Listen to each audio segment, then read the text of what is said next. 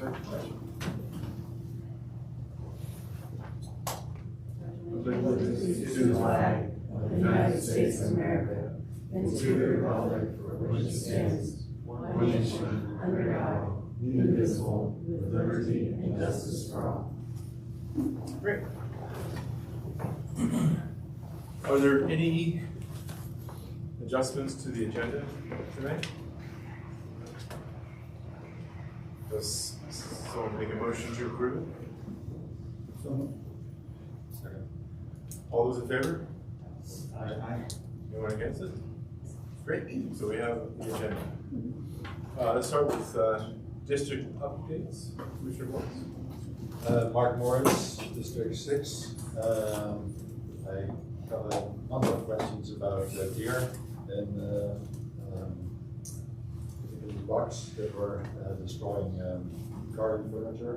And one of my questions for Stacy is asking about the follow-up of the deer survey.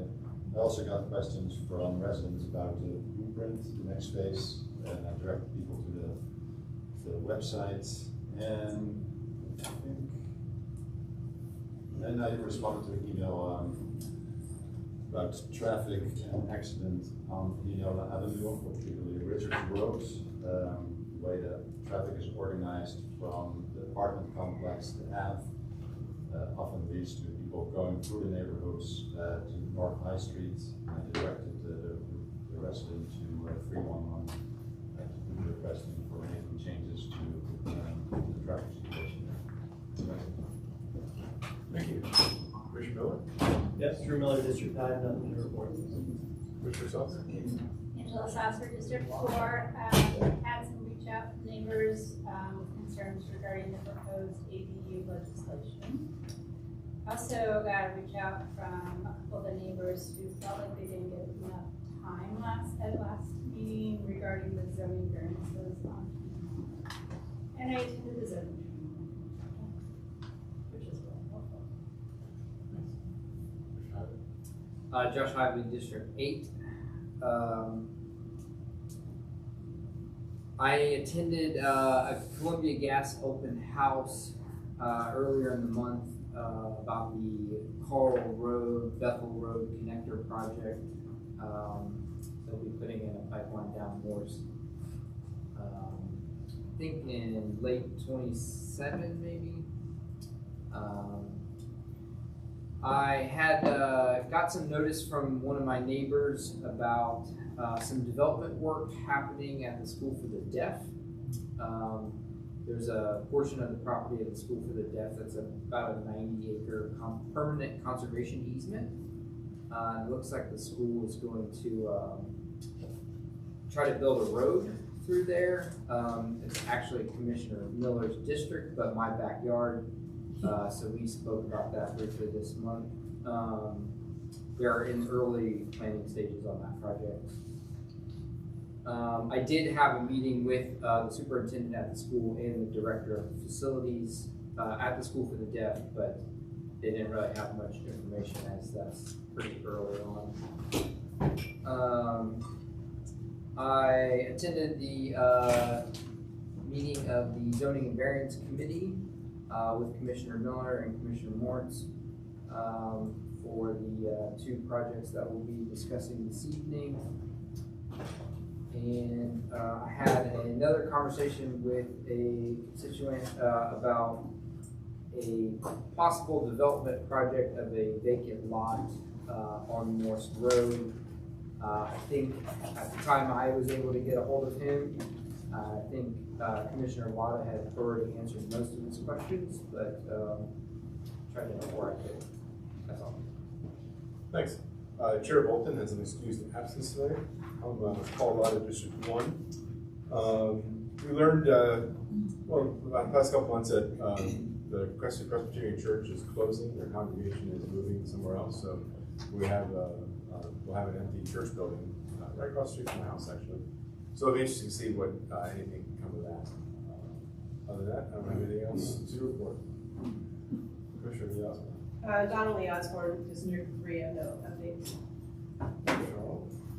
read to our middle district too. We just had a constituent express concern about the lack of a sidewalk on Milton North of the West Center property for pedestrians, specifically for the Westwood stores. Mike Wyman, District 7, nothing reported. Thanks. Okay, we'll go to Commissioner Moritz regarding the minutes from last month. Yeah, I shared the minutes related. Normally I send it right after the meeting. Somehow that fell through the cracks. I sent it earlier today. I have not yet heard back with any corrections or additions. Does anyone have any corrections to it? I haven't had a chance to look at it. Okay. Could we maybe table that until next month and we'll look at that? Yep, we'll just do two then. Commissioner Miller, Treasurer? Yep, as far as I'm aware, there was no expenses last month, so our balance still remains $1,422.07. So I will continue to remind all of our committees, don't see anyone here except for Stephen, to find creative ways to get that money or we lose it. So that's all I have. Thanks. Okay, now we go to updates from City of Columbus representatives from the Department of Neighborhood, City Council, etc. Stacy. Sure. Thank you. Good evening. I have a pretty short month. Just like to remind commissioners of the Neighborhood Leaders Dinner. It is, oh my gosh, I haven't done, I think it's the 14th. Let me go double check. Fran Ryan Center, 865 Capitol Street from 5 o'clock to 6:30. You're more than welcome to attend. It's going to be a full meal, so that's even better reason to attend. I also sent out a huge resource email today. If you didn't get it, and this is open to public too, if you want me to send it to you as well, please come up, and I have like a little email sign up sheet here. It's about, there's free food and community resources for those who are relying on SNAP benefits that the City of Columbus is providing in 4 different areas. There's so many Thanksgiving assistance programs out there in terms of dinner or Thanksgiving boxes or anything like that. And we also have a public workshop. Again, please come up and take a picture of any of this if you would like to share that with your neighbors.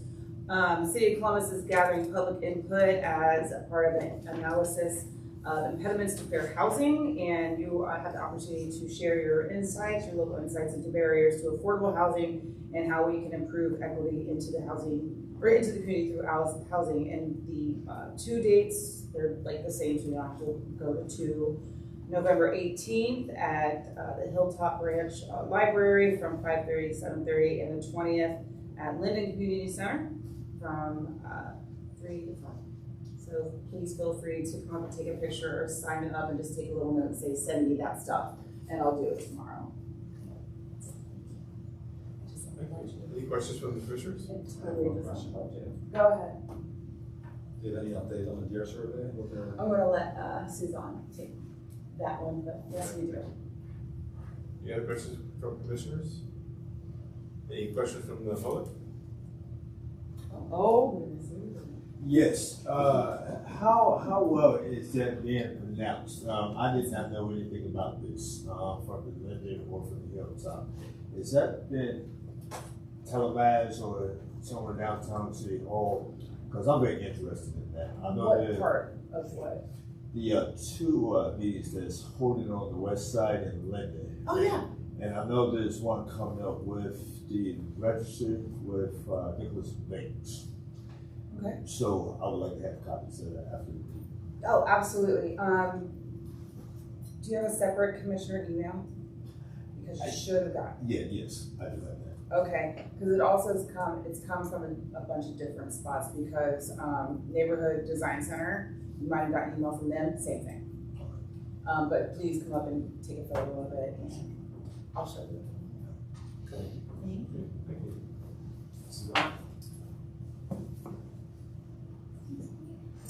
Hi everybody, my name is Susan Chow. I'm your liaison at Columbus City Council. It's a pleasure to be here tonight. I have some updates regarding hearings, community meetings, and deer. So, I'll go in order. I'll start with our first hearing of this month, which will be a Title 39 code change hearing. This is the second hearing of the sort, and it's just to be in federal compliance. It is on Monday, November 10th, so this upcoming Monday. And we also do not have a council meeting on this day. So the only thing that will be happening in council chambers is this hearing. And that hearing is from 5 p.m. to 7 p.m. again at City Hall. The second community event, the second thing that we have going from council is our Northside Council Community Meeting. So this will be taking place at the Lazelle Woods Community Center. It's in District 1 of Columbus, off Sankis Boulevard. And this is a great opportunity for all residents to do a sort of office hours with council members. So if you have a personal issue, if you have an issue in general in your neighborhood, if you have a question, any comment, or any concern, and you want to talk to a member or a person in a Columbus department about your issue, this is the best time to do it because you don't have to schedule anything. You know, government takes forever to schedule stuff. But if you come between 6 to 7:30 on Wednesday, November 12th, you will be able to go and talk to any of the 9 council members as well as representatives from each of our Columbus departments about anything that you would like to talk about. Even if you just want to tell them good stuff that you're doing or stuff that you like that they're doing. The next thing that we have is a rental registry hearing. And this is going to be on Tuesday, November 18th from 4 p.m. to 6 p.m. And this is just a way for us to make sure we know what are some places in the city that actually are renting out their spaces just for legal reasons. And that's also going to be at City Council Chambers, so City Hall. And the third hearing of the month will be a Columbus Growth Strategy hearing, and that's Zone In. So we all know, I think Zone In is on the agenda for today. But this is a great time for residents to come and talk about what the Zone In team has proposed for a map. And this will be at 5 p.m. From 5 to 6:30 on Wednesday, November 19th, again at City Council Chambers, City Hall. So if you have anything that's discussed today, if you want to tell it directly to the members, of course I give them updates about these meetings, but if you would like to have something on the record, this would be a great time for you to go and just advocate for yourself, for the area, and tell your kids you did this really cool thing, and hopefully you made a really big change. And then I guess a deer update. So we're working with OSU students as well as Ohio Division of Wildlife and Natural Resources. So we currently are in the analysis phase of the survey. So again, we got over 3,500 responses, and the students are working diligently to go through not only that, but 311 concerns that have been about deer within the past year, as well as some police reports regarding deer. And in general, like their students, we're not paying them to do this, and they meet for this class like twice a week. So we are just patiently waiting for them to give us not only an analysis, but also policy recommendations. We are hopeful that we will receive something from them by the end of this month, and then we are trying to make sure that we can post some of those findings onto our public website this winter. So that's the update that we have right now. We just met with the students 2 weeks ago. I have a meeting with them a week and a half from now. So yeah, the survey is going well, but I can answer any other questions. Thank you. The commissioners have questions? Oh, go ahead. All Oh, man. I do have a question about the deer. You said the results of this survey will be published this winter. So yes, we're gonna publish an analysis of the survey. So we're just waiting to see what the students are going to produce back for us. They have a number of different outputs that we're hoping to receive from them, and then we do plan to publish something on our website. Has there been any discussion about policy or code or even laws that discuss about anything that might come out of this survey? Because there was a lot of great questions and content in that survey about solutions. is the goal to get these survey results and then actually do something? That is the goal. We promised we wouldn't have told all y'all and just like left it there. But because we wanted to make sure we were doing it correctly and that we did something that we wouldn't have to revisit in the future, we wanted to get as much community feedback as possible. This is a neighborhood-driven policy initiative, which is a bit different because sometimes the city will just pursue something because the city sees something to pursue. But again, we needed to understand that residents throughout the city of Columbus had a similar sentiment, enough for us to make certain decisions. So that's why they got to do the full analysis, because whatever is passed is going to impact all neighborhoods, not just this one or another one that has had these issues. So.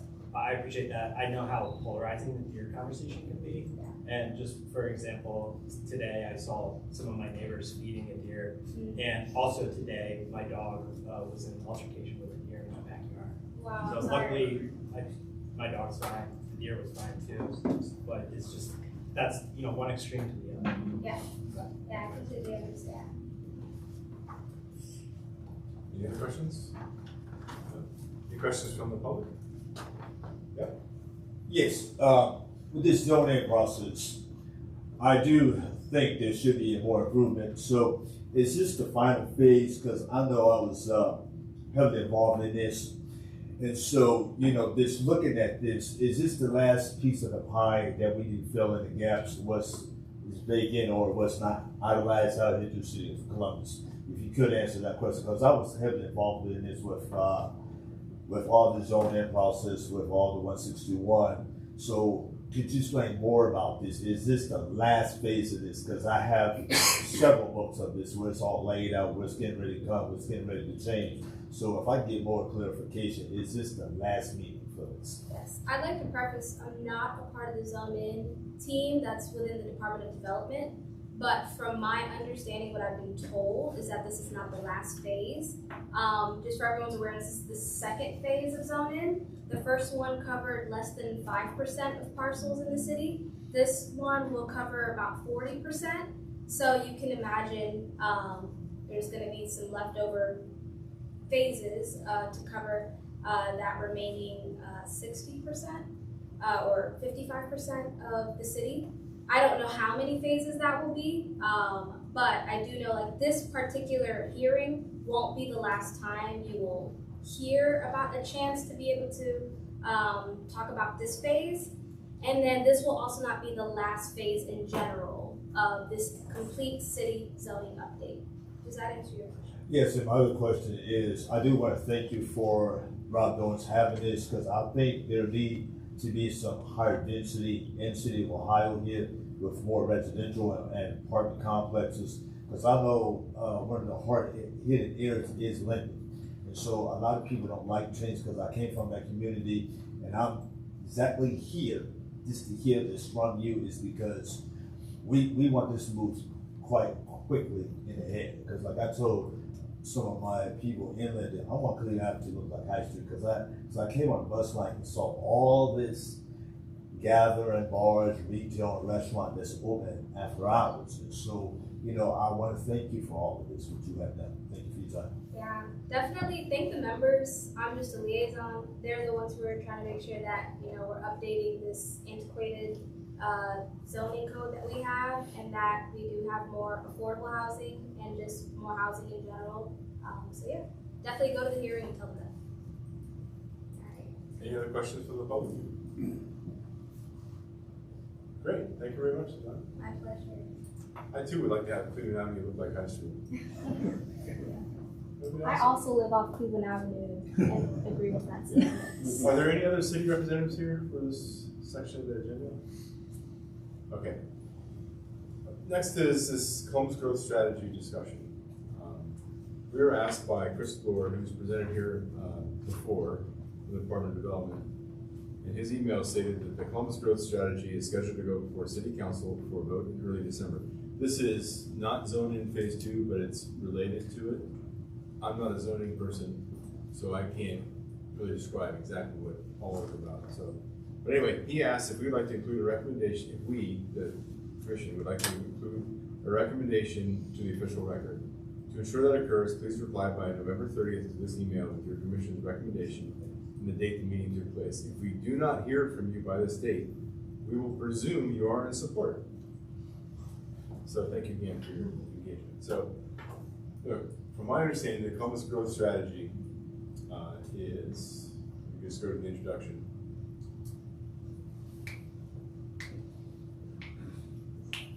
And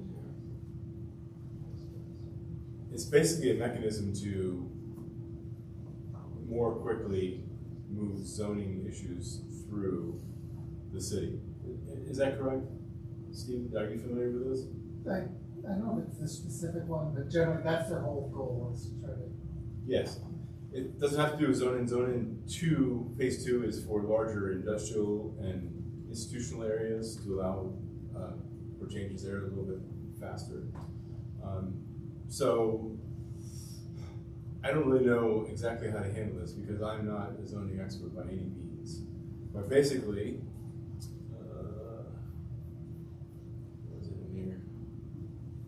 It goes into the history of what the land use planning is in the city of Columbus, and basically it's a way to smooth things, smooth approvals through the city. So we can vote against it, we can offer not a recommendation, we can ignore it, and which then becomes a recommendation. So I composed a letter based on their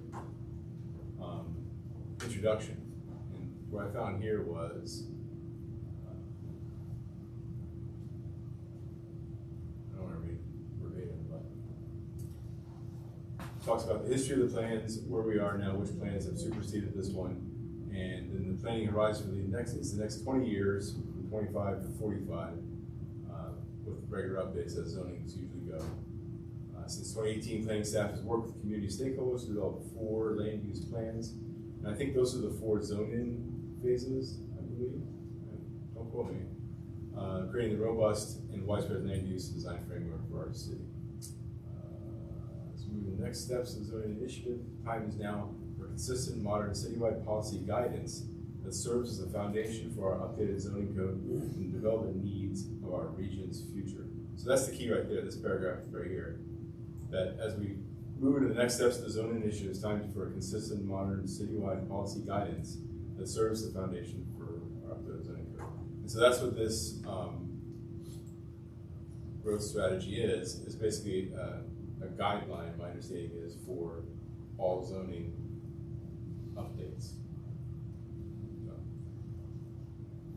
So, did any of you have a chance to review that email that was sent to you? Are there any comments or discussions on that? I have commission. I have comments on it. I'm supportive of it. I think it's very robust. It's like 50 pages or something. It's not a quick read. I mean, generally, I think all the initiatives and the goals they have in there, especially the vision part, I think is really positive. Sounds great. What I really would like to know is, there's a lot of mentions in here about community engagement, but it doesn't really spell out what that is or what that looks like. I kind of view area commission's role as community engagement, right? And I don't feel like it's really addressed in there much. So, not that I'm saying we should include anything to that in our recommendation, but those are the questions I have really for this. Would community engagement be consistent with what happened in zoning phase 1, where there was a lot of engagement and so workshops and public open houses throughout the city? Yes, it is that, and I think what they're saying is that if this is adopted, this growth plan, then in the future when somebody wants to rezone a property or change land use or something or propose something, what they're talking is that community engagement should occur then as well. And so that's my question is, what does that community engagement look like in the future when something comes before us? Yeah, my understanding of this is that this is not an attempt to shove rezonings down our throats. That this is just mainly streamline the process and make it more consistent. It seems like they're looking for consistency across that. Actually, I think they mentioned in there at one point there was 46 different plans across the city. Yeah, for various they use different verbiage. They use different naming systems and just things, and so it was very inconsistent. And I think it makes it harder for, when we send a recommendation to the city, that they want more consistency, I think, out of us, and I think this is going to be used as that kind of guiding principle. But like I said, it mentions the words community engagement quite a bit, but it doesn't really explain what that means at this level. Thanks. Any other commissioners have a comment? I read through the document, and I think the key is that they are trying to get consistent. You're mentioning that 40-some different plans, but it also mentioned that, as we have a Clintonville neighborhood plan, there are other neighborhoods that have no plan. So, what do they do when they come up against a community that has an issue and then they don't have the guidance of some document like the Clintonville neighborhood plan? But I'm assuming that if we are adopting this growth strategy, that will then supersede, the neighborhood plan, which is probably dated anyhow. So, but it doesn't clearly state that, or I didn't think clearly stated that it would take the place of these plans. But it sounds like they're trying to make it consistent. So, certain things that are in our plan, we could expect could go away. So, if we're willing to let go of that document, which is, like I said, probably dated at this point, then I think we could move forward with the growth strategy because it made a lot of sense reading through it. Any other thoughts? I'm not comfortable with a cookie cutter approach to the entire city without any, neighborhood input. So I don't feel comfortable with this. I do have one more comment I forgot to mention. There's been a lot of discussion at the planning and zoning committee level, at least when I was a part of that, about architecture standards. I think, if I'm correct, that North High Street, Clintonville is the only section of North High Street in the one that does not have architectural standards or any type of architectural review. And maybe this, I don't know if this is the right time, but I think maybe this would be a good opportunity to include in our recommendation that if people agree that is something that we would want here in Clintonville. Do you want to take a shot at composing a letter? Yeah.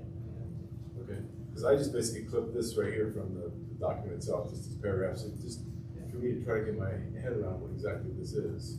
Yeah. So they need this though before By this November, meeting. yeah, by November 30th. Yeah. I might reach out to Mike McLaughlin, who is on the zoning committee. He's been a big champion of that. I know he's talked about it quite a bit, so I'll talk with him and then I can propose some verbiage or something and I'll circulate it to you all. I think that, okay. I think this goes in front of City Council, my understanding is in mid-December. So we can actually look at it again. Maybe we can reach out to this person here and say, we'll provide maybe recommendations to December 6th meeting. Yeah. I think it was Christopher Bullock. I would maybe ask him to, because we meet that first week, like 4 days after, I think, when he was asking for this. Might be good to have another opportunity for us to give us more time to read it and discuss it. We meet, December 4th. Okay. Are there any comments from the audience? My name is Gina Scontaway. I used to serve on the Planning and Development Committee, and we had discussed that a couple of years ago, but I think Eliza and some of the members of that committee have some understanding and knowledge of this. So you may want to reach out to one of them. Thank you. Yeah, I will. Since they said that no vote is considered as an approval, perhaps it would consider saying the commission takes no position at this time and hopes to issue an opinion at our December 4th meeting. Something along those lines. And that way you don't. I think you should be careful about approving a 50-page document that you haven't read. Exactly. So the commission takes no position at this time, and we'll vote on December 12th. or September 4th, because I also don't think you can circulate it among a proposed letter among yourselves and not violate the open meeting rules. Yeah.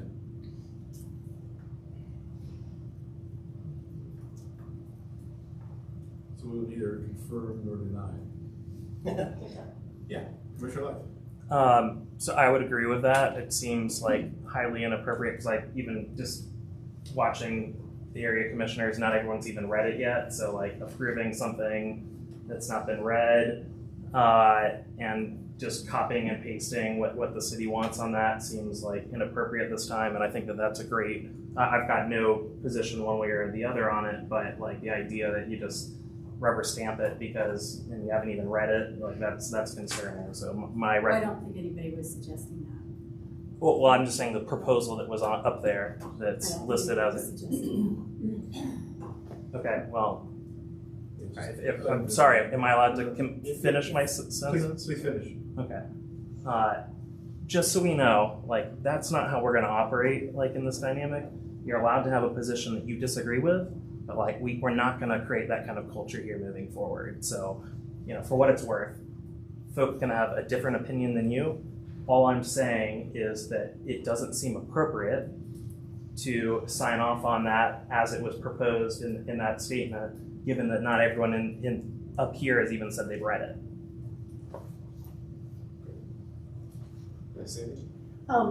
The only thing I was going to add on the last sentence is with continued community input.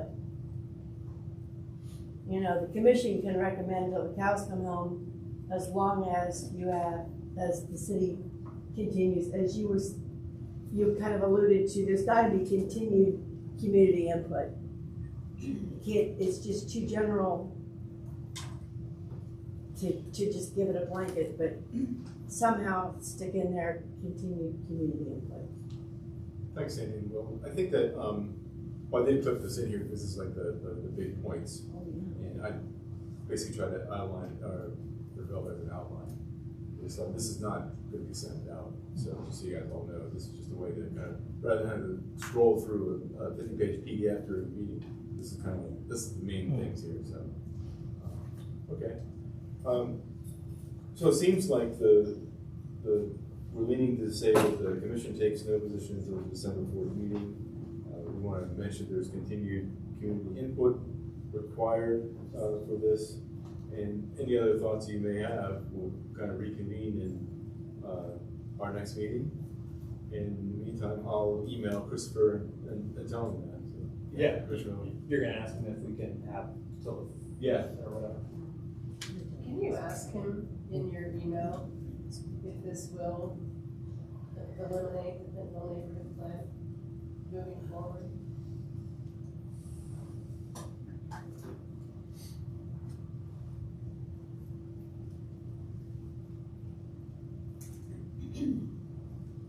Okay, I have a procedure question.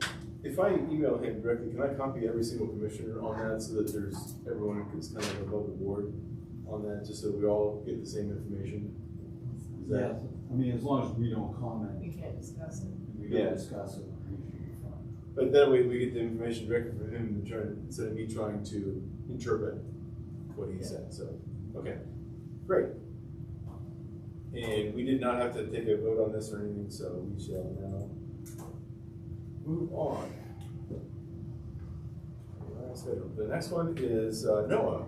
I will present a wrap up of the Arbor Fest 25 and plans for the green team for 26. So, any chance you could follow that link? There was a member of the committee who sent me some slides at the last second. She couldn't be here. So I have a feeling I just put them in like an hour or something over. Just I want to make sure her slides get to the junk email. sorry about that. All right. She is a very dedicated volunteer and ended up double booking herself. This one right here? Yes, perfect. All right. All right, so hello, my name is Noah Faust. I'm a member of the Clintonville Green Team, which is a committee of the Clintonville Area Commission. The committee chair couldn't be here tonight. Ryan Koshi is out of town. He's working down in Texas, so I'm here in his place. and I'm here to talk about a couple of things. The first of which is to give a recap about the second annual Columbus Arbor Fest, which took place on August 24th, right down the road here in Whetstone Park. So for those of you who are not familiar with Arbor Fest or didn't get a chance to come out, it is a celebration of trees and nature and ecology that brings together a lot of kind of local businesses and nonprofits to have this kind of a free community festival in celebration of trees and also providing kind of educational opportunities about nature and ecology. So I just want to recognize some of our key partners. So Green Columbus is our fiscal sponsor. They are a nonprofit that plants trees all over Columbus. And then also Columbus Recreation and Parks, obviously the Clintonville Green Team, Columbus Park of Roses, and also the CRC lent us their buses so that we could shuttle people from the parking lot here to the library. I also want to recognize a couple of our sponsors. So Davy Tree was our presenting sponsor this year. And then Heartland Bank and Swaco were also very generous, and their contributions helped make the festival possible, along with a whole bunch of other local businesses. I'm gonna go through these quickly just because I know I don't have very much time, but we had... Point me when you want me to... Yes, sure. So we had a whole bunch of different exhibitors. We had, I think, 80 different exhibitors at the festival. We had live music. We had a whole bunch of local artists. We also had a pop-up market, and these are just kind of like local artisans and businesses that have some connection to kind of farming or ecology or trees. We also had a lot of nonprofits. I think probably the majority of the exhibitors who were there were nonprofits of some sort. And I think I've got a couple slides of nonprofits. Lots of wonderful people who are doing work all over Columbus to preserve waterways, preserve natural spaces, encourage sustainable practices. Yeah, I think then we also had a lot of like local native landscapers and nurseries. So one of the things that we tried to highlight this year was just how many new businesses are springing up around native gardening and landscaping. So we had quite a few of those. There's actually, I think, 3 different native landscaping companies that's all they do is just native landscaping. And then just giving Davy Tree to review. And then we also had a lot of government and education. So we had the library, which is hosting us now, as well as Frank Park Conservatory, the parks, a lot of municipal like Swaco, waste management, the Columbus Green Spot program, a couple of different OSU research departments presented kind of their research. Yeah, and then also a couple of different, like Ribbit Magazine is a local magazine for kids that's about nature. So things of that nature. We also had a whole bunch of scheduled activities, all of which were sort of educating people around, learning different things about nature and trees. I think one of the most popular that we brought back was the Idea Tree Walk, where it's almost like getting a whole semester on like botany knowledge about trees in like 45 minutes, and it's fantastic. But as you can see, we had a very dense schedule, and this was just the stuff that was scheduled, not activities that were happening throughout the day at people's booths. So we had a lot of engagement, and I think we had some tours where there were upwards of like 60 people who were walking through the prairie. Here's a map of the festival. You kind of see the main areas. We had most of the exhibitors were lined up on Arborfest Avenue.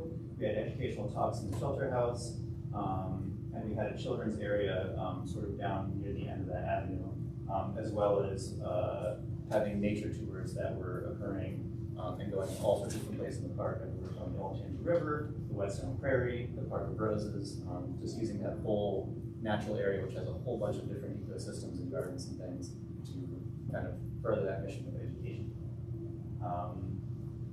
I've got a whole bunch of pictures here, so we'll move through them pretty quickly.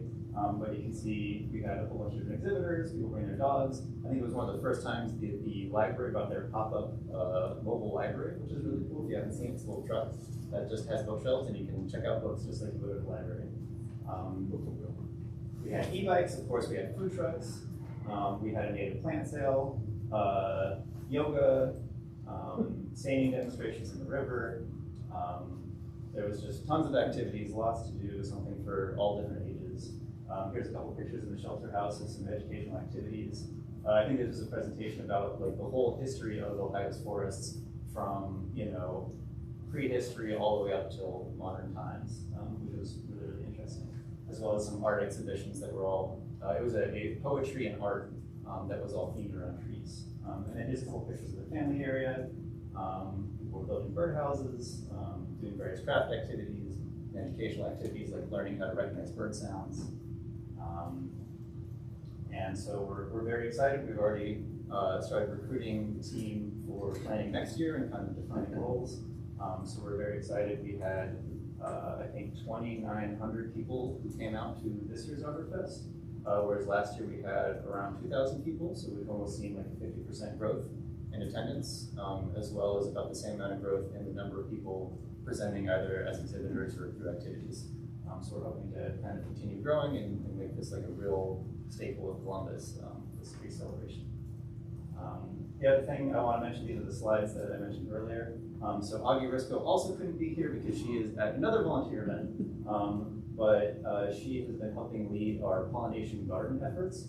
So the Clintonville Green Team is now managing, I think, 3 different pollinator gardens. The first of which is in Brevard Park, and that was established last year and is already in full bloom.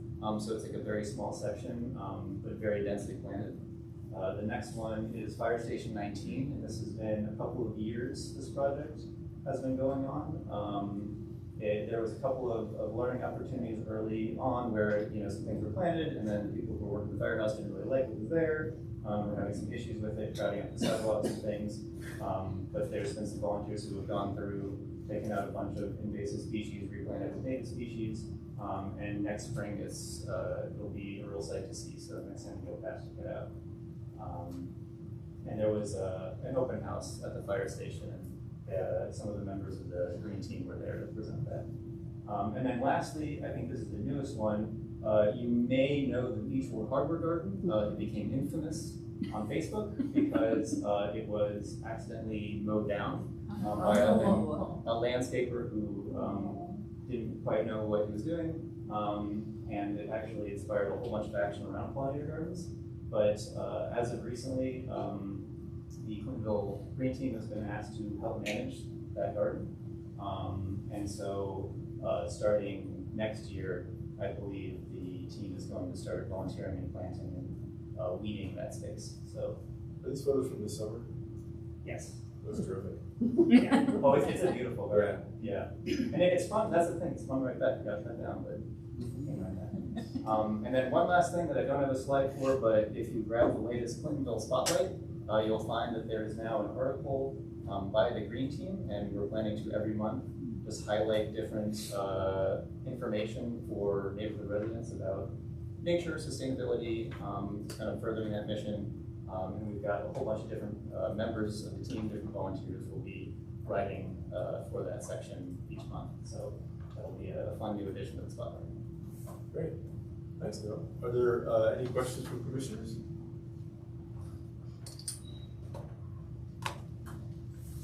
It seems to me like it was a resounding success, the Oktoberfest this year. I'm glad to hear that it's coming back next year. We got very lucky with the weather, I'll say that. Are there any questions from the audience?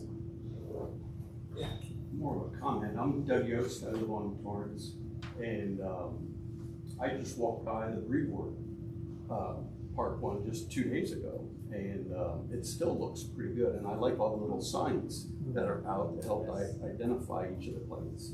And Augie had actually helped me put in a health strip garden. Yes. Which are very popular on Torrance. So, and it's been in for 3 years now, and this is probably the first year where it's really been full, and it's been really good. So, I missed your Arbor Fest this year, but I hope to make it. It'll be next year. And lots of native plants. Yep. Available information about native gardening. Well, Augie, we're so fortunate to have Augie, I think. Oh, yes, absolutely. She'd be here if she could. But of course, she is a perennial volunteer, and thought she could make it from her last meeting, but it's running longer than she thought. So no pun intended. Very much intended. Any other questions from the audience? I just want to say great job, especially with Hour Fest. I didn't make it this year, but I had a lot of friends with kids who went this year, and this is the first year, and I told them how great it was, the first year. They said that they had a great time. So. Oh, and I have t-shirts. If anybody's interested, we've got some extra t-shirts. So if you want a t-shirt, I've got them in my truck. Well, I attended and it was fantastic. And it was a beautiful day. So thank you so much for all your effort and everyone who volunteered. Great. Awesome. Thanks a lot. Okay, next we have Stephanie Baker from the Clintonville Community Resource Center. You go ahead. No, you don't want Felony to go Sometimes. All right, good evening. Thank you so much for letting me speak tonight. I really appreciate it. I haven't gotten to come in quite a while, so it is really nice to be back.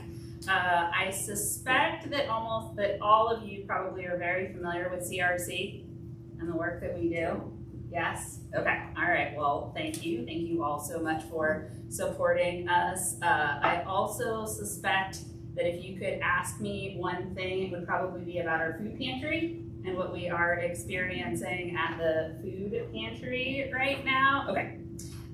So our food pantry, obviously I have been particularly concerned about what we would experience due to what's going on around SNAP benefits. And CRC serves a lot of folks. So last year we served more than 16,000 people at our food pantry, more than 1 million meals, and that's unduplicated, which is just absolutely wild. So every day we serve between 80 to 100 families that come through the door to get access to food. And that's during a typical day at the pantry. And then on Wednesdays, we distribute produce. And that is fresh produce that comes from Mid-Ohio Food Collective. And that is a busier day because produce is something that's particularly expensive and people really, would like access. Everybody wants access to fresh fruits and veggies. And so on Produce Wednesdays, we see between 200 and 225 folks come through the door. And so what we have seen just over the last couple of days, we don't have a ton of data since folks have not had access to their benefits since the 2nd, is that we have seen that our numbers have actually stayed really steady. We haven't seen a significant increase in folks coming to access the pantry, but folks are coming much earlier to get in line and wait for the pantry because they are particularly worried about getting access to food. And unfortunately, that's then creating longer wait times to get access to the food pantry because it's not spaced out and encourage people to come anytime between the hours that we're open from noon to 4. And so what we're seeing is folks are coming in and seeing that there's like an hour-and-a-half wait to access the food pantry, which is just a really, really long time, and then they are leaving. So unfortunately, I don't have really accurate data for what the need would be if everybody stayed. I do really want to thank Clintonville for your support of the food pantry. I've been at CRC for 19 years, so a lot of time with the organization. And I wish I could express to you what I've been able to see come into the agency in terms of donations. If you're on social media, there's so many drives, there are so many incredible groups and organizations. The food donations have just been amazing. People have really stepped up and brought in needed donations to make sure that all of our neighbors get access to food. And then people have been just incredibly generous in terms of financial donations as well. I've just never seen giving like I have seen over the last 10 days in my 19 years. All right, I have more stats for you, and then I want to leave just a couple of minutes for you all in case you have questions.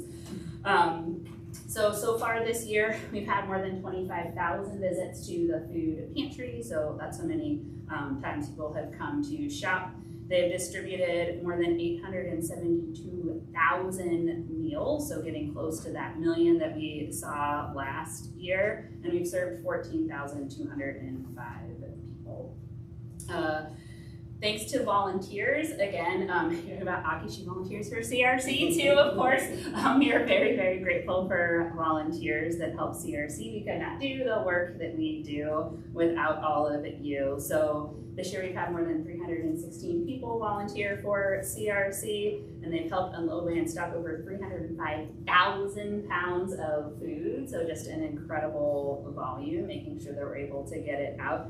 And they've packed over 6,500 produce boxes to hand out.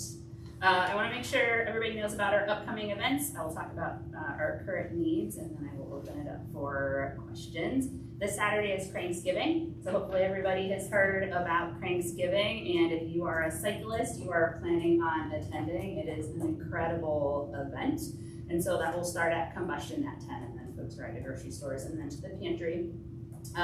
Giving Tuesday is on December 2nd, and then our holiday fundraiser is on December 9th. In terms of donations, the biggest needed items when people are asking about food is protein. And so peanut butter, canned tuna, canned chicken, canned soups. Those are just really expensive and really hard for us to source from places like Mid-Ohio Food Collective, who we partner with. And then lots of folks have been very generously making donations and restricting it to the food pantry, and that allows us to go out and purchase food from Mid-Ohio Food Collective as well. All right, questions?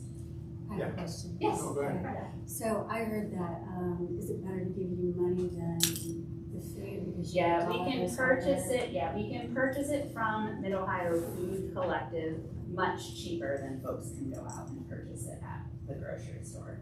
But did you say that includes peanut butter and tuna, or would you rather for the proteins? Yeah, and it's so hard because it's an online ordering system and it's just whatever they are able to source right now. And what we try to do is balance that out, and then for Mid-Ohio, we'll purchase the items they do have. Cereal is also a huge need, pasta is also a huge need, spaghetti sauce, beans, rice, those staples, those we do tend to purchase. Thank you for asking, great question. The same question I also want to let you know that Chair Bolton has arranged a hygiene drive again this year for you, and it happens on December 4th here in this room at 6 o'clock, just before our regular December meeting. So that's always been incredibly helpful. Thank you so much. I mean, it's another need that people are just not able to purchase right now, so we're very grateful. You said December 19th is your fundraiser? December 9th is our fundraiser, and that is at Mozart's. Any other questions? Yes. I'll just say that I've had 4 people text me about Cranksgiving. It's my birthday. We're gonna go. I'm actually gonna borrow my parents' the 2-seater bike to do it. But definitely the word's out in the community for sure. Yeah, I think it's gonna be yeah. any other questions from the public or commissioners? Great. Thank you so much for coming in. Thank you all so much. And for all the work that you do. Thank you. Okay. Chair Hardwick. Thank you. We had 2 items on the agenda, and I think before the second one, I'll give you an update on, I went to the zoning training, there are a couple of relevant things they said there. I think they're relevant more to the second variance request. One thing I also, to remind commissioners, I actually went back and just weirdly excited to read the bylaws carefully. And I've always said that you folks are members of the committee ex officio. One thing the bylaws expressly say is that if it's in your district, you are an ex officio member for any matter that's in your district. And it expressly says you are a voting member if it's in your district. So if you want to come to the meetings and participate and vote, you are absolutely welcome to do it. You're also welcome to come and sit with the public, and I've always had a policy of recognizing commissioners as much as they want to say at the meeting. So that's up to you. So I just wanted to pass that invitation on. the first item on the agenda was, we thought one of the easier items, it was 64 Fenway Road. It's a little bit complicated, but it's, just so you know, the first two items, it altered, the first item on the agenda is, let me just give you the big picture first. There is, at 6264 Fenway, is half of a double lot right now. It is a duplex that is there. This owner owns that entire double lot. They also own a house down the street where they live in. It's right next to Wesley Glen. Wesley Glen wants that property to put in, right now the plan is patio houses. So but instead of tearing down the house that's on next to Wesley Glen, she wants, the applicant wants to move it to the other half of the double lot. And it really, if you look at the maps, it really is a double lot. It's twice as big as the ones around it. She is leaving in place the duplex that's there and moving just a house from one place on the street to another on the street. And the variances she requested was a parking variance for the duplex side of the lot, and that's to reduce the number of parking spaces from 4 to 2, which is what it currently has. There's no change in that side of the lot. Also for that side of the lot, they want a side or rear yard obstructions to allow driveway and parking to approach into the 5-foot side yard at that new, and that's just to allow the parking for the duplex to stay as it is. Yes, you can see that that's the duplex, the existing duplex, and she's going to tear down the garage that's in the back top left corner and move the house to that lot right there. And the other two variances are in order to put the house on that lot. They're relatively small variances to reduce the minimum lot width from 60 feet to 53.5 feet, and to reduce the minimum lot area from 7,200 to 6686.6. I think the committee unanimously thought that this was a great idea, a way to preserve a house. The lot is exactly what she says. It's an actual double lot. It's not a lot and a half. It really is a double lot. So after the lot split, it's unlikely. And the architecture is going to fit the neighborhood because it is literally from the neighborhood. It's just down the street. So it got a recommendation of unanimous approval. Thanks, David. Are there any questions from commissioners?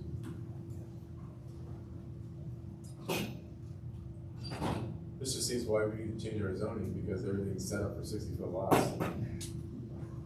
Wow, that's like 38 feet. Yeah. Are there any questions or comments from neighbors? The applicant is here. If you have questions for her as well. Note that the architect that built the house has architectural significance. It's not just a house. It's there was a famous. It's a George Moore house. And he's a famous architect. He's a famous, and so if you Google George Moore, you'll find out that this is an important piece of historic history. And in Columbus, in Central Ohio, we are so quick to destroy history. Sometimes accidentally with gas explosions, but this resident, this property owner, is really going above and beyond to save a piece of architectural history. Okay. I think we're ready to vote. Do I need to read all the variances? I think I read them. I didn't read I didn't put the numbers in, but you can put them up. And the only thing that I added to them that isn't in the application is saying which variances apply to which side of the lot of the. Where are the variances in the application?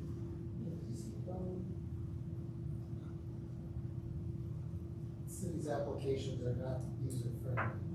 No, should be like this. Right here. I could read them. 3312.49C required parking, reduce required parking spaces from 4 to 2 per property at the new 6264 Fenway Road side.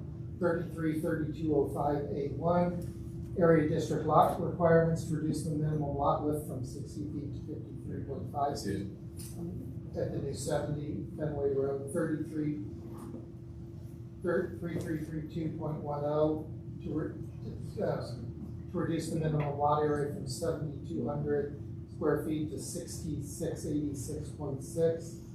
And I didn't write down which lot that was for. That's for 70. For 70. 3332.25B, maximum side yard to reduce the total side yard from 10.7 feet to 10 feet at the new 70 Fenway Road. 3332.28, side or rear yard obstructions to allow a driveway and parking pad to approach into the required 5-foot side yard at the 6264 Fenway Road lot. Thanks, Chair Hardwick. I make a motion to vote on these as a package. Do I have a second? Second. All those in favor? Aye. Okay. We have a motion to, that's the motion to vote on a package, right? So now we can vote. Okay, all those in favor of BZA 251364 Fenway Road application, say aye. Aye. All those against it? All right, so it passes. Next one. I have one quick comment. First of all, thank you. But that should say 62-64, because that's the actual address of the house. I just don't want to get it recorded incorrectly. Where it says 64, if you just keep looking right there. 62-64. Oh, okay. That's what the city's listed up there. The key thing is to make sure you say BZA 25113. I think that's the thing the city really cares about. Yeah, here in the application it does say 6264. Okay, that was my fault, but I'm sorry, I didn't lose that. Okay, Thank you. I apologize. congratulations. I Okay. want to see a house being moved there. We all were just here going. Yeah. How do you spell more? Is it M-O-O-R? Yes, it is. Yeah, I, for a long time, thought it was different than that. Yeah, it's M-O-O-R. Okay. O-O-R. And I just want to say, I know the second one is actually, we should have reached out, we just had some things happen on the back end. We are postponing based on the conversation and the vote from last week, so we're gonna be pulling it from the agenda today. Okay. Well, on that note, the one comment I was saying that's not, I think that since it's on the agenda, I think you'd have to formally vote to table it to the next meeting. I was gonna say you don't need to do it this time because there's no, assuming you table it. We did recommend no, it really was more of a not yet, that they needed more work. We did decide, I thought about asking for them to table it at the committee level, but I thought it was more important for them to come to you to get the official community input from this body. One thing the city did say that when I was at the training, if you vote no, that's the most important time to put an explanation in the decision, and all you have to do is give Commissioner Moritz a little bit of guidance and trust that he will accurately portray what was said. And I don't think there's ever any question he would actually. I always see you and the chair. But anyway, that's one message I got from the meeting, which is please, if you vote no, and that's when they also would very much like a commissioner to show up at the deciding body, whether that's city council or BZA or graphics commission.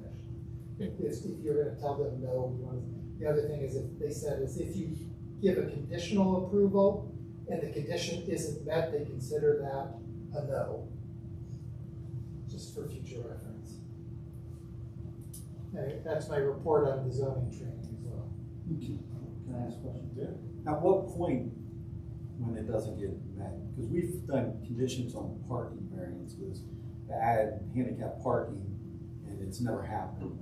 I think they didn't say that. I think they did not say that, and my understanding was at the time that the map was presented to them, which also may be another reason why it's important to have, if you're going to put a condition on it, it's probably important to have a commissioner show up at the meeting. This is one area where they said especially the chair or the zoning chair, like, I can't do this, because this is, I can do many things that are related to the commission, but when they need an official commissioner, that isn't me. So it needs to be someone from one of you nine. And then you should probably be authorized specifically at the meeting that we authorize so-and-so to go speak for us at the meeting. So back to this one here, do we have a motion to table this? I so move. I would like to have a discussion with that motion on the table. Great. I hear your request to table. I did attend the committee meeting, listen to the discussion, clean the gas out. There was, a lot of questions about what this might look like at this intersection. And I think you had maybe thought maybe you guys would go back to the drawing board to. You want to go back to them? I said, they said that's just not gonna do it, so. Yeah, and so most of my comments at that meeting didn't really have to do with what this might look like. It was more about, I feel this is inappropriate use for this location. So they're asking for a use variance. They're not asking for anything else in terms of the look and feel. They're asking to change the use from community gathering place to put in this gas metering station. So having said that, I don't want to waste your time. You have the right to request a table, but I would, I'm going to vote no to table it, and I'm going to make a motion to approve it. To what? If the motion on the table is to table, I am going to vote no to table it, because in my mind, this is a non-starter for me. It's not about what this metering station might look like. It's more that this is an inappropriate use for this location. Oh, I see. So, I have a member of District 3 who reached out to me about this project with comments. So, Please. Okay.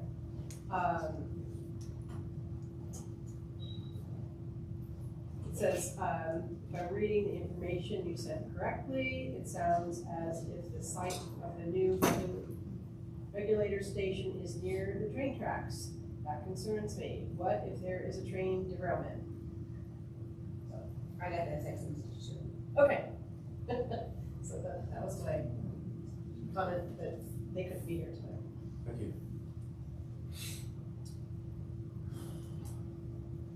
you. I would withdraw my motion to table. Thanks.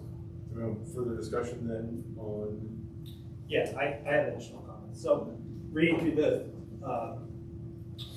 guidelines that Christopher Lord sent us, these very likely that's going to get adopted. And if you look at some of the principles they talk about as far as land use goes, it's very clear in there. The very first, goal is protection and expansion of employment-oriented land uses, including offices, is a priority.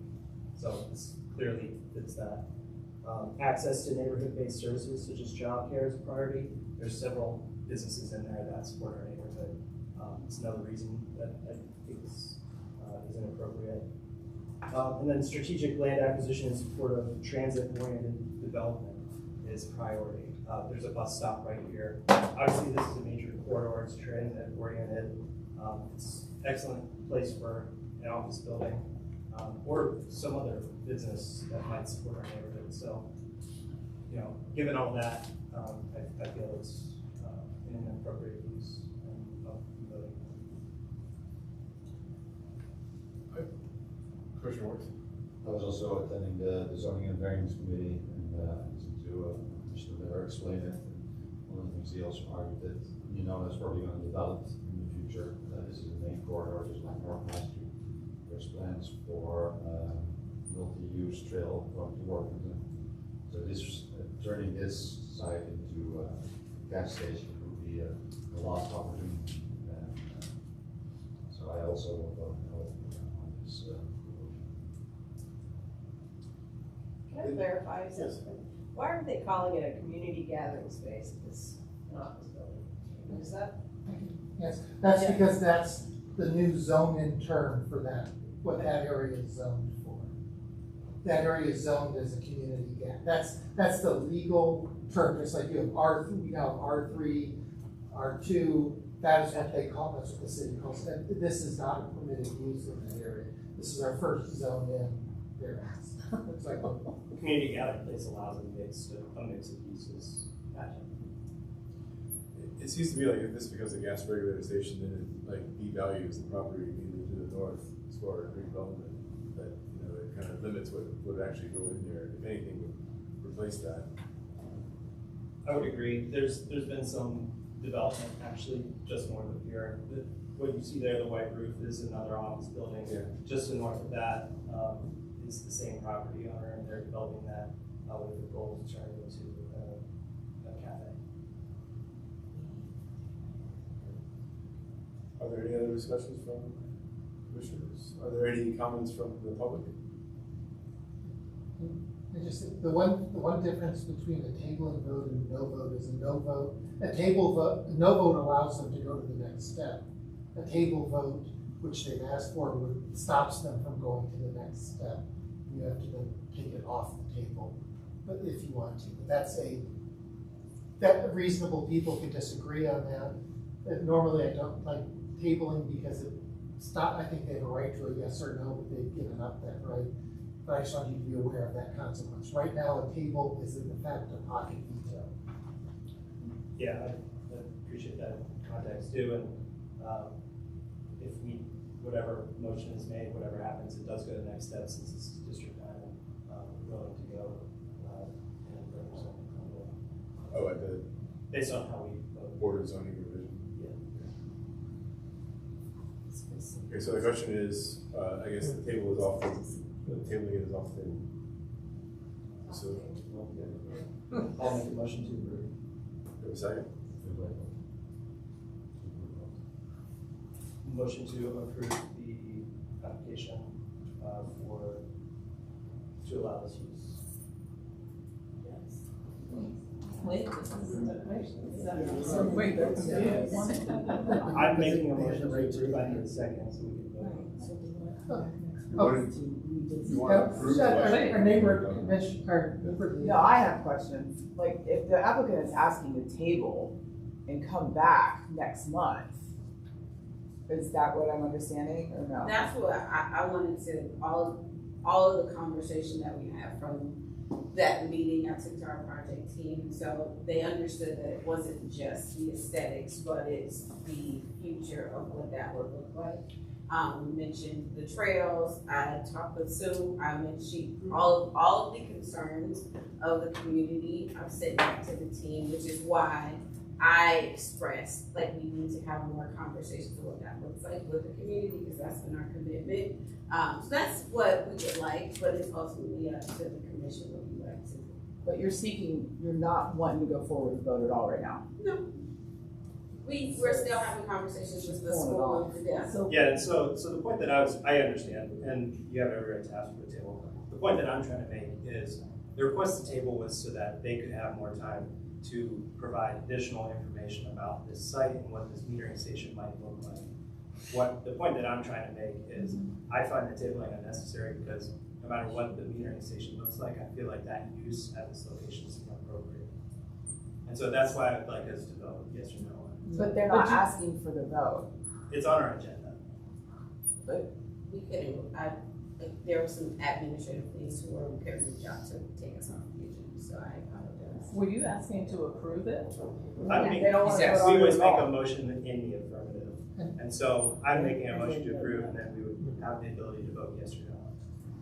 My opinion, reading the bylaw, I think maybe you need to read the bylaws, check with them, because I'm not sure whether anything in the bylaws allows the applicant to force it off the table.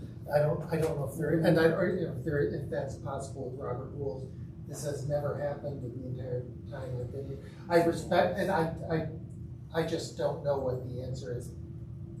I also think that if you vote no, that there's, so I understand Robert's rules, anyone who's in the majority vote can move to reconsider it at a later time, which is also a way of keeping it moving. I am not taking a position on whether you should table it. That is entirely your discretion, and I can't give you advice on of whether they can unilaterally take it off the table or not. I just don't. Yeah, and I respect your request to table. I would hope that you would hear our feedback, and I would honestly encourage you to withdraw your application based on that, because I'm trying to. That was again, I don't know the technical stuff either, but withdrawal was a term that I heard, so I never wanted to speak. So I think we want to figure out if there's another option. Like, so that's what we're doing right now as a project. So a different location? We're having conversations. So either way, you're saying that it doesn't matter whether it's tabled or it's voted against, that it's not going to be withdrawn. It doesn't matter which way you go. What do you not know? Well, the way he said it, I thought I heard that there was no way to pull it back, regardless if you tabled it or if you went with what you suggested. I will only speak if recognized by the chair.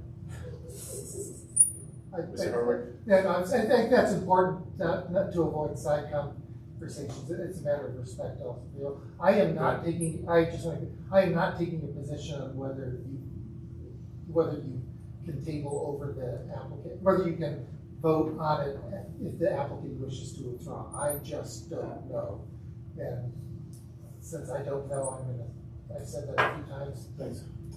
So it seems like the choices is one, if we vote to table it, then it's basically in our hands to untable it at some point in the future, whether they want to use this site or not. If we vote in the affirmative, yea or nay, to approve this or not, then it goes down to the Board of Zoning revision or appeal, at which point someone from you, Mr. Commissioner Miller, said that you would go down there and represent us as far as whatever position you take on this. Okay? We vote on which way we want to vote? I am making a motion to approve. Is there a second? I'll second. There we go. Do we want to go around? Roll one? Okay. Commissioner Lawrence? No. Commissioner Miller? No, for the reasons I stated earlier, which I will send to you. Commissioner Sullivan? No. Commissioner Hadley? No. Commissioner Will? I'm gonna abstain, because I don't know that I agree with the process. Commissioner Arlen? Commissioner London? No. And I'm a no as well. That no twice in 2 weeks, Lord. No, it's fine. I understand. So I think I have a question, just so I can take it back to the team. From here, can we take it off? Can we withdraw our application with the city? You can withdraw it at any time. Thank you. Thank you, Leah. Okay. Thank you all for being patient with me. I'm really looking forward to Chair Bolton being back. You're doing great. All right, we have time now for public comment. Is there any comments from the audience on whatever? No? I have one comment. Yes. It involves what Steve Hardwick was talking about, the rules of the committee.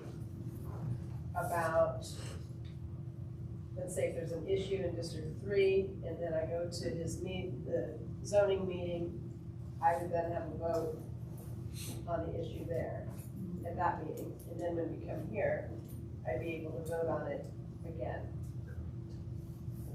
Yes. Just to understanding. clarify that. In the past, sometimes commissioners have chosen to abstain at the committee level, Yeah. but it is within your privilege to vote. It's your privilege to change your vote based on new information received over those 8 days. And just also, the vote of the zoning committee is probably, I keep saying, is the least important thing that we do. Hashing out the issues is more important, I think.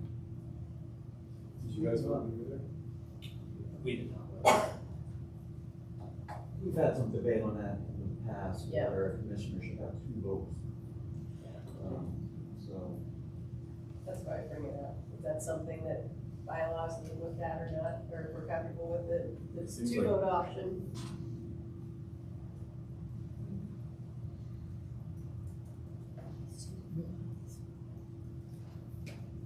Okay. Any other comments? Yes, sir. Mr. Wilkins, so I do want to thank you again for having me here, but the key answers to this, because I come out here by the bus line, take about 2 or 3 buses getting out here, I just want to inform you, in this particular area along High Street here, where I have to walk up in the dark, there's been quite a few times I have said in this meeting, had to flag down the bus.